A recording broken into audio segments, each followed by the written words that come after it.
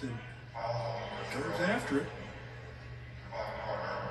Malik Monk, one of the 3 players on this team from Kentucky, so 3 Wildcats on this team. And the coach, Frank Vogel, also a Kentucky Wildcat.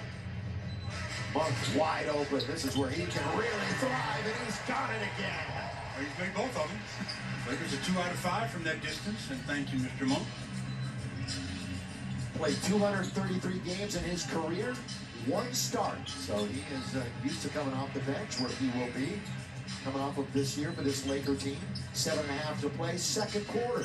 Lakers are down by 4. LaMarcus, little step back. Reeves, that's good play to keep it alive that time by Edwards. Lakers have to clean up their defensive glass, though. There's been a lot of opportunities for 1 and outs. They haven't been able to achieve. Yeah, they've been getting out rebounded, almost doubled up now. Stu, 22-11. The Nets in their rebound department. Another look at Monk as a defender. Thought there was going to be a switch. You never want to go under on a shooter. They didn't communicate properly and paid the price. Again, Monk, 28% a couple of years ago, improved to 40+% last year. Leaves it for Dwight, and underneath he gets fouled.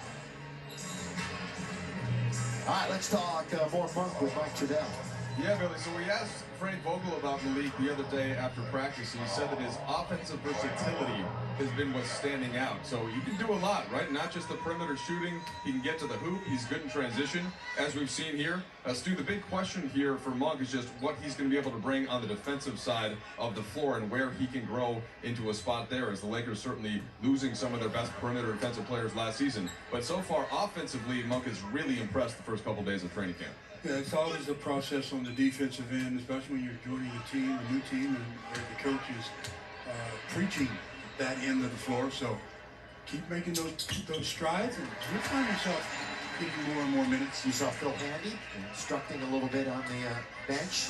A couple of new coaches for the Lakers this year. David Fizdale is part of the Laker bench core this year, as is John Lucas III. So we welcome them into the fold. So the Lakers very religious on the floor right now, as some of you have alluded to in the past. Nunn and Monk are both out there for the Lakers. Here's Nunn down the middle, got to get a bounce, and he does. I mean, if you watch him in a very short period, you see he gets into the paint. He makes a lot of shots just like that. Often with a little runner off of 1 foot. Javon Carter screeches to a stop underneath. Bembry trying to go hard to the rack. He's going to be knocked down to the hardwood. And we're going to get a whistle. Should be on Dwight. Dwight didn't have quite the angle to make that play. We get another look at Nunn getting into the paint, shooting a little one-hand runner there, and gets the nice friendly bounce. You know, the Lakers, and I'm sure anybody who was extended the year before in the bubble, talking about how much better the energy is this year was one of the topics of conversation with Frank before the game, too. Much a different offseason, and bringing that energy into the preseason this year. If you want to learn more about the positive impact that the Lakers make in the community, you can follow @Lakers Community on Twitter, Instagram, and Facebook, and see photos and recaps of the Lakers as they strive to be champs in the community. By the way, Stu, you know, I just mentioned it at the top, and it's great to have you back. You're number 3-5. You have to bring it up, huh? Yeah, why not? Preseason. Get it out of the way I'll early. keep my mouth shut come October 19th. Here is Dwight underneath.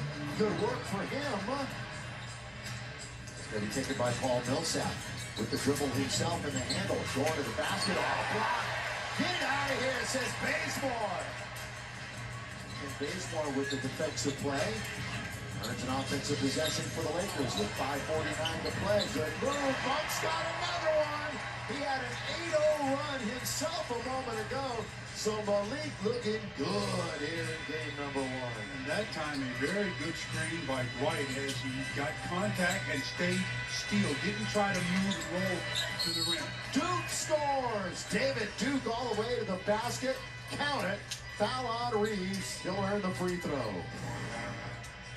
You want to get out and run, you play the defense. And the Lakers had a couple of guys. Bazemore with the block. Dwight was there, and that led to Malik Monk knocking down the 16-footer. And then change the direction, and there's the three-point opportunity for Duke. David Duke Jr. out of Providence, 6'5", 205, went undrafted. Ooh, and the Lakers just watch it being collected by Millsap in the lane.